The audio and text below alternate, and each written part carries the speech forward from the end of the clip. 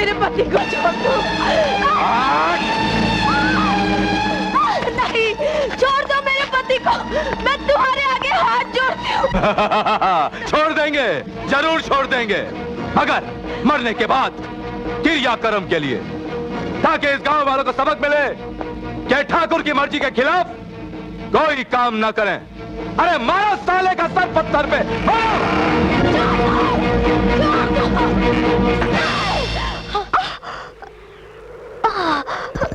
भैया।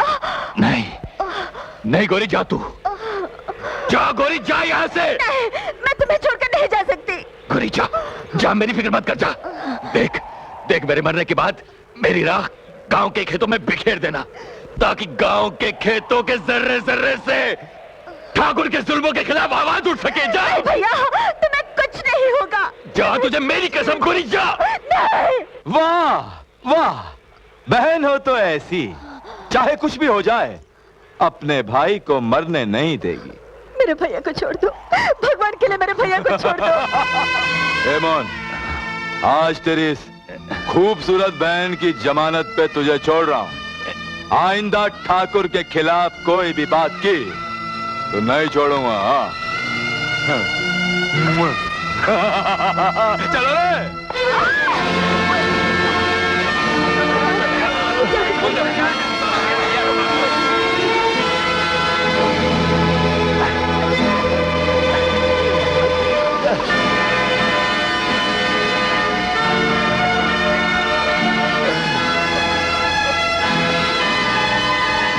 ये सब क्या हो रहा था? ठाकुर नहीं चाहता कि हम अपनी जमीन पर खेती करें। क्यों? ताकि वो हमारी जमीन हड़प कर शराब का कारखाना बना सके।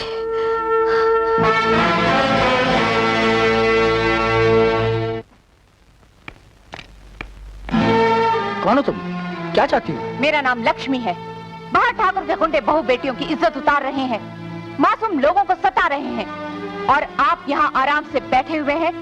बाहर की चीख शायद आपको सुनाई नहीं देती। मतलब की बात करो, ये पुलिस थाना है, अखबार का दफ्तर नहीं। आपको मालूम है, ठाकुर मासूम किसानों को अनाज के चंद दाने देकर उनकी जमीन उनसे हड़प लेना चाहता है। मैडम, शायद तुम्हें ये मालूम नहीं कि जमीन किसानों ने खुद अपनी मर्जी से दी है, ताकि वहां एक शराब का कारखाना बन सके, और उसके एवज में ठाकुर ने उन किसानों को हिस्सा देने का वादा भी किया है। किसानों को हिस्सा मिले ना मिले, लगता है आपको अपना हिस्सा मिल चुका है। Shut up! तुम्हें शर्म नहीं आती देवता जैसे ठाकुर के खिलाफ बोलते हुए? जब गांव के लोगों के पास खाने को एक दाना न था, तब ठाकुर साहब ने इन गरीबों के लिए अपने गोदाम खाली कर दिए थे। कहां थी तुम उस वक्त? आज आई हो इन गरीबों की वकालत करने। देखो इंस्पेक्टर, फरेब और धोखे की इन मीठी मीठी बातों से मैं अपने गांव वालों को ठगने नहीं दूंगी। मुझे चाहे कुछ भी हो जाए, मगर ठाकुर का सपना कभी पूरा नहीं होने दूंगी। And I'll see to it.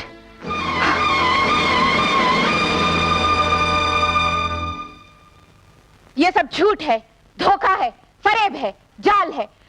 आप लोगों ने अनाज के बदले ठाकुर को अपनी जमीन देकर अपने भविष्य को ठाकुर के यहाँ गिरवी रख दिया है। मगर ठाकुर साहब ने खुद अपने मुंह से कहा था, तुम लोग अपनी जमीन दो, जब तक कारखाना नहीं बनता सबको अनाज मिलता रहेगा। ठाकुर साहब ने जो वादा किया है वो किसी कागज पर तो लिख कर नहीं दिया। तुमसे तो अनाज के बदले सादे कागज पर अंगूठे के निशान ले लेते हैं।